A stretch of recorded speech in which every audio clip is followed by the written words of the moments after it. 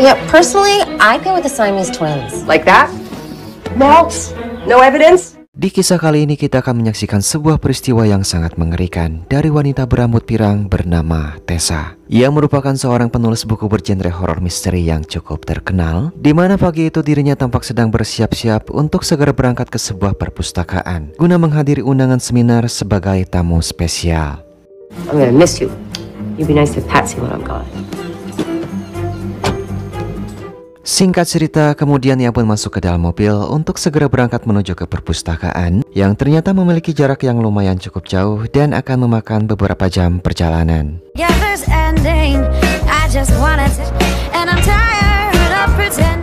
Hingga akhirnya ia pun telah tiba di tempat yang dituju dan langsung disambut begitu hangat oleh sang kepala perpustakaan bernama Ramona. Juga beberapa orang penggemar setianya yang tak ingin kehilangan kesempatan untuk melakukan foto bersama dengannya sebelum acara seminar dimulai. Let's talk about strange and diabolical ants who live and ask if I draw my characters. Singkat cerita, acara pun kini telah usai dan berjalan dengan cukup lancar. Tak lupa Ramona pun mengucapkan rasa terima kasihnya, sekaligus merasa bangga atas kehadiran Tess yang merupakan salah satu penulis terbaik. Kemudian di sini ia pun menyarankan Tessa agar ia mengambil jalan pintas supaya bisa memangkas waktu perjalanan pulangnya. Bahkan saat itu Ramona sendirilah yang tampak sedang mengatur rute GPS yang berada di mobil milik Tessa. 47. You will spot a sign. They'll thank me and the 3 B's later. You'll save lots of time and aggravation. Awalnya perjalanan pulang pun tampak baik-baik saja, bahkan sangat menyenangkan dengan adanya pepohonan yang berada di setiap sisinya. Namun tak lama kemudian ia pun mulai merasa gelisah setelah menyadari tak ada satupun mobil lain yang melintas di rute tersebut, di mana situasi itu semakin diperparah ketika mobilnya ini tiba-tiba melindas papan-papan berpaku.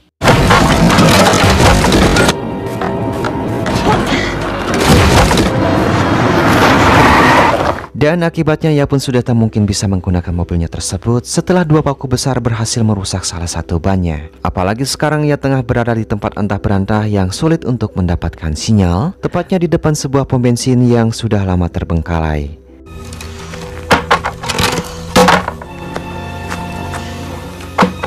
Kala itu Tessa mencoba untuk menghentikan sebuah bus yang tiba-tiba melintas. Namun sial, bus tersebut malah terus melaju seakan tak peduli. Namun tak lama kemudian akhirnya ia pun bisa bernapas lega ketika berhasil menghentikan sebuah mobil pick-up yang muncul di waktu bersamaan. Hey! It's a stupid name anyway. Zombie Big. Hey there. Thank you so much for stopping. Di sini Tessa mulai menceritakan kepada si pemilik mobil pick-up tersebut tentang apa yang telah dialaminya barusan, di mana pria tamun ini pun seketika bisa mengerti kalau Tessa sedang butuh bantuan dan bersedia untuk mengganti ban mobilnya. Tell you what, you got a spare tire, change it for you. Gentlemanly. Yeah. Well, you saved me. Tanpa membuang waktu, pria bertubuh gemuk ini pun langsung mengambil kunci-kunci untuk mulai melakukan pekerjaannya. Sementara Tessa sendiri hanya berdiri tepat di belakang menyaksikan si pria bekerja. Sampai di mana ia tak sengaja melihat papan berpaku yang sama berada tepat di belakang mobil pick-up tersebut, yang tentu saja membuatnya seketika mulai merasa curiga sekaligus menjadi ketakutan.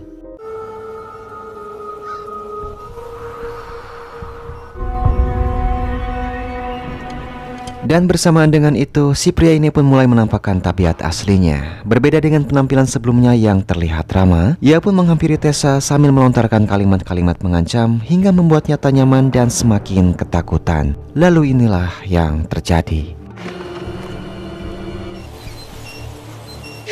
Gosh, thanks. Ketika tersadar dari pingsannya, Tess sudah mendapati dirinya tengah diperkaos oleh si pria gendut biadab ini. Dimana kala itu ia pun hanya bisa menangis sambil meringis kesakitan tanpa bisa berbuat apa-apa.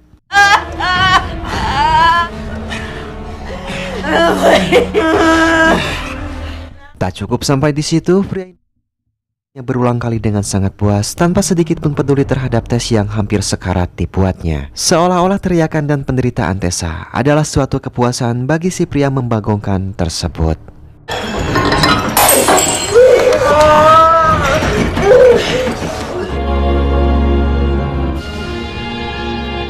Setelah puas dengan aksi bejatnya barusan, ia pun lantas membawa wanita malang ini masuk ke dalam hutan sambil lebih dulu memastikan kematiannya. Lantas kemudian langsung diseret masuk ke dalam gorong-gorong gelap tempat saluran air dan dibuang begitu saja layaknya bangkai binatang.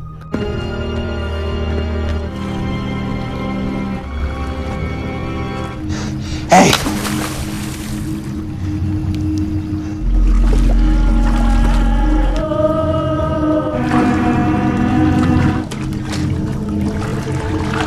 Selang beberapa saat kemudian, Tess yang dikira sudah tewas, tiba-tiba ia pun tersadar dan langsung berusaha keluar dari tempat tersebut. Di mana saat itu ia pun harus dibuat terkejut ketika melihat beberapa mayat perempuan yang sudah membusuk. Bahkan salah satunya sudah menjadi setengah tengkorak, sehingga sudah bisa dipastikan kalau si pria gendut ini merupakan serial killer yang masih bisa bebas berkeliaran untuk terus menjebak calon mangsa-mangsanya.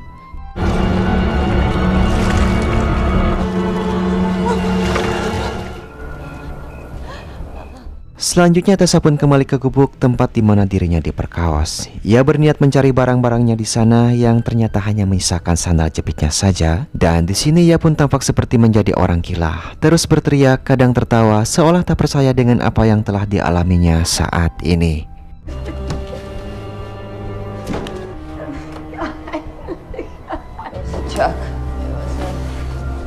Kemudian sekarang ia pun sudah berada di jalan utama, melangkah sempoyongan dan bingung harus kemana sambil menahan rasa perih di sekujur tubuhnya. Dengan rasa trauma yang dialaminya, Tessa pun memilih untuk segera bersembunyi ketika ada sebuah mobil yang tengah menuju ke arahnya.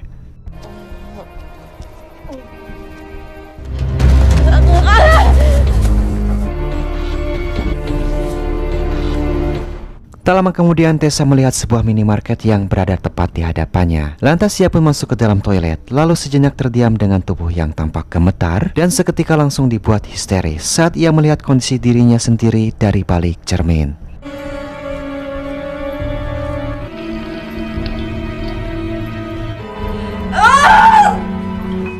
Setelah membersihkan seluruh luka-lukanya, Tessa pun segera menghubungi sahabatnya dengan menggunakan telepon umum yang ada di minimarket tersebut. Terdengar ia menceritakan secara detail tentang apa yang sedang terjadi kepadanya saat ini dengan suara yang masih bergetar. Namun sayang penampilannya yang begitu lusuh dan berantakan sama sekali tak membuat orang-orang di sekitarnya menjadi peka. Bahkan mereka hanya memandanginya dengan tatapan-tatapan heran tanpa sedikit pun ada niat bertanya apalagi membantu. Big truck. And it was cold, the water. Selanjutnya Tess menghubungi kantor layanan taksi untuk segera menjemputnya saat itu juga. Dan singkatnya, di dalam taksi, sang supir mencoba untuk memberi bantuan dengan membawanya ke rumah sakit. Lantaran merasa tak tega melihat kondisi Tessa yang sangat memprihatinkan. Namun kala itu Tessa pun dengan tegas menolak tawaran tersebut karena ia takut reputasinya sebagai penulis terkenal akan jatuh setelah menjadi korban pemerkosaan jika sampai terendus oleh media. Setibanya di rumah, Tessa pun langsung bergegas masuk ke dalam dan segera mencari keberadaan pistolnya untuk berjaga-jaga. Tentunya ia mengalami trauma yang begitu mendalam karena isi kepalanya terus dibayang-bayangi oleh si pria biadab yang telah membuatnya menderita. Dan diketahui jika di minimarket tadi rupanya Tessa mengirim pesan suara kepada telepon rumahnya sendiri, sehingga bisa dikatakan kalau waktu itu ia sempat kehilangan akal sehatnya. Van run off to Belize? Oh, by the way, I can't. Remember, and I will write it all down, what I can. Sampai detik ini, Tessa belum bisa menjalani kehidupannya secara normal, di mana pikirannya tersebut selalu dihantui oleh rasa takut akibat peristiwa naas yang terjadi terhadap dirinya. Hingga di suatu malam, Tessa pun sama sekali tak mampu untuk memejamkan matanya ketika ia sadar kalau si pria gendut telah mengambil dompetnya yang berisi KTP dan mulai berasumsi kalau ia akan mendatangi rumahnya. Sehingga saat itu Tessa pun mulai berpikir apakah ia harus melapor kepada pihak kepolisian, tentunya dengan panggilan anonim agar identitas dirinya tak diketahui. Anonymous call. Give them location. What's in it for me? Di keesokan paginya, Tessa menerima panggilan telepon dari petugas derek untuk memberitahu tentang mobilnya yang terpaksa mereka titipkan di sebuah bar mengingat rumah Tessa yang cukup jauh. Dan singkatnya, Tessa pun sekarang telah tiba di bar yang dimaksud. Di dalam ia pun langsung disambut oleh seorang penjaga wanita, di mana saat itu ia pun segera menyerahkan kunci mobil milik Tessa, juga tas berwarna coklat miliknya yang ternyata selama ini tersimpan di dalam mobil. Tak seperti yang selalu ia takutkan kalau si pria gendut telah mengambilnya. Take it to Mary. A true fan. Like giant. Di tengah perjalanan pulang, tiba-tiba Tessa teringat kepada si kepala perpustakaan, yaitu Ramona. Begitupun ketika dirinya sudah sampai di rumah, ia pun merasakan ada sesuatu yang sangat mengganjal ketika pikirannya terus saja tertuju kepada wajah Ramona. Bahkan sampai menduga-duga kalau mungkin saja Ramona ada hubungannya dengan si pria gendut yang telah memperkaosnya. Bisa jadi ada hubungan saudara atau mungkin berstatus ibu dan anak.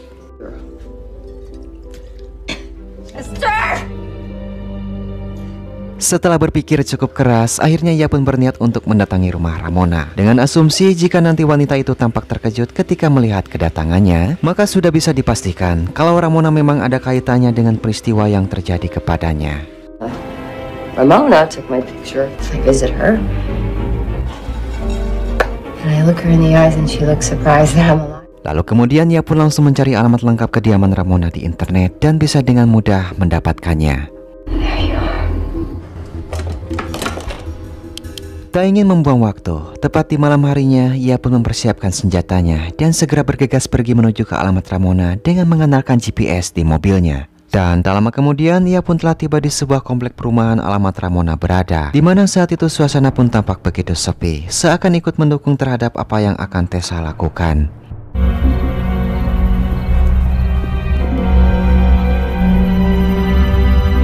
Selanjutnya ia berjalan menuju ke salah satu rumah di sana, lalu mengetuk pintu rumah tersebut yang tanpa menunggu lama langsung dibuka oleh Ramona dengan wajah yang tampak terkejut, seakan tak percaya melihat Tessa yang masih hidup.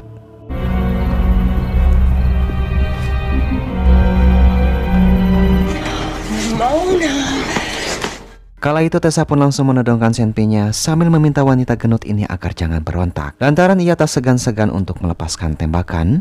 Dengan nada mengancam, ia pun memaksa Ramona untuk mengakui kalau si pria gendut pemerkaos dirinya adalah anaknya, yang mana Tessa sengaja dikirim oleh Ramona untuk memenuhi kebutuhan nafsu pecat sang anak. Now you're at my doorstep and you're pointing a gun. You came to the library and we all welcomed. Mendengar hal tersebut tentu saja Ramona pun tak bisa menerima. Ia menilai kalau Tessa sudah menjadi gila dengan tiba-tiba datang ke rumahnya menodongkan senjata api sambil melayangkan tuduhan-tuduhan yang menurutnya tak jelas. Hingga tiba-tiba The book was fantastic. dalam kesempatan ini, Ramona pun mampu membalikkan keadaan dengan membuat Tessa menjadi terpojok sambil mengarahkan senjata api yang mengatakan dengan lantang kalau memang benar si pria gendut yang memperkaos Tessa adalah anak kandungnya. Ia sengaja mengirim Tessa untuk menjadi santapan sang anak. Tentunya merasa puas atas apa yang telah dilakukannya kepada Tessa. Bahkan seharusnya saat ini Tessa sudah tewas dan mulai membusuk di dalam gorong-gorong gelap. Sampai inilah yang terjadi. Di sini Tessa pun bisa dengan cepat berhasil menancapkan sebilah pisau tepat di bagian ulu hati hingga membuat Ramona sekarat. Kemudian mengambil kembali pistol miliknya dan mulai memasukkan satu peluru ke dalamnya. Lantas mengeraskan volume musik guna menyamarkan suara tembakan ketika ia menghabisi Ramona. Sebelum pergi dari rumah tersebut, ia pun sempat melihat sebuah foto dua orang pria yang terpampang di dinding, dan tampak salah satunya adalah si pria gendut yang telah memperkaosnya. Di mana saat itu mereka terlihat sangat jelas tengah berada di sebuah pom bensin dan minimarket yang bernama Colwitz.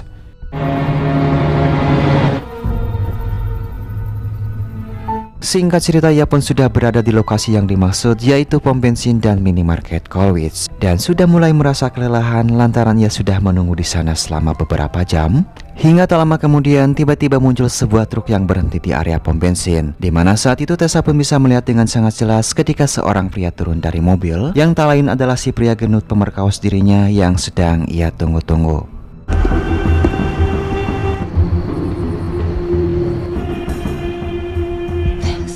Rupanya si pria gendut ini berhenti hanya untuk membeli cemilan dan secangkir kopi sebelum akhirnya ia pun kembali melanjutkan perjalanannya. Begitupun dengan Tessa yang juga mulai bergerak untuk segera mengikutinya dari belakang.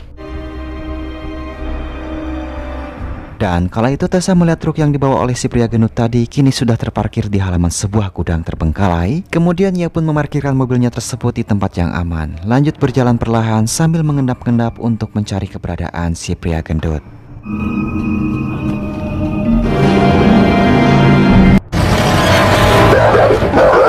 Namun sial, di sini ia pun tiba-tiba dikejutkan oleh gonggongan anjing yang tengah berada di kandang tepat ketika mobil pickup milik si pria tiba di sana. Sehingga dalam keadaan panik, Tessa pun nekat untuk langsung menghabisi si pria itu tepat ketika ia keluar turun dari mobilnya.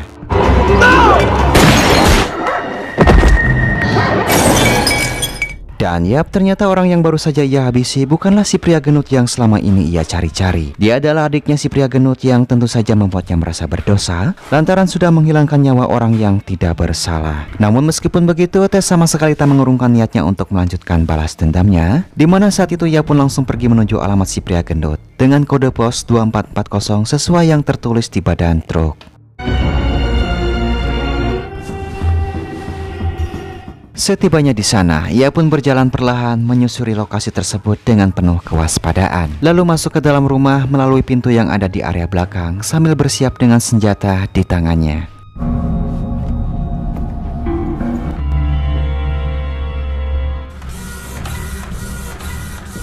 Sekarang ia pun tampak sudah berada di salah satu ruangan. Di sana terdapat beberapa foto yang memperlihatkan kelakuan gila dari si pria gendut bersama adiknya saat mereka melakukan aksi bejat terhadap para wanita termasuk dirinya. Sehingga rasa penyesalan Tessa yang sempat merasa berdosa karena telah menghabisi orang yang salah pun kini telah terbukti keliru dan meyakini kalau apa yang ia lakukan saat ini adalah keputusan yang tepat.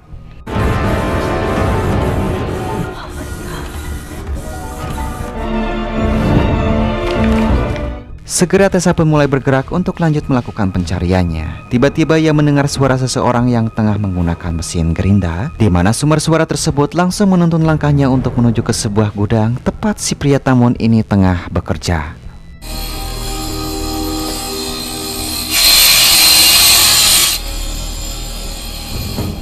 Saat itu Tessa pun berusaha untuk memberanikan dirinya. Memasuki gudang ini berjalan perlahan dengan senjata di tangannya sambil terus waspada mendekati pria bertubuh tinggi besar tersebut.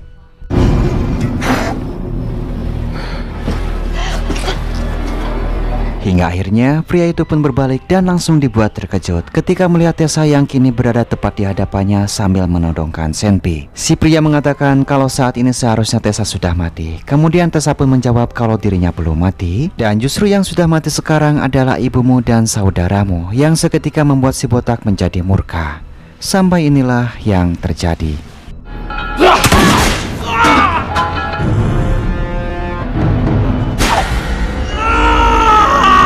Di sini Tessa pun berhasil menyerangkan 2 peluru tepat di bagian paha dan pria tersebut dan berniat untuk segera menghabisinya saat itu juga.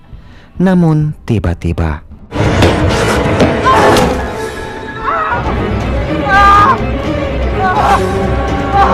dan betapa puasnya Tessa ketika melihat pria besar ini meringis kesakitan saat dirinya berusaha mencabut papan berpaku yang menancap di babatoknya. Di sana ia pun segera kembali mengisi ulang pelurunya dengan si pria botak yang memohon sambil menangis agar Tessa jangan sampai menghabisinya, yang justru makin membuat Tessa untuk segera mengakhirinya saat itu juga.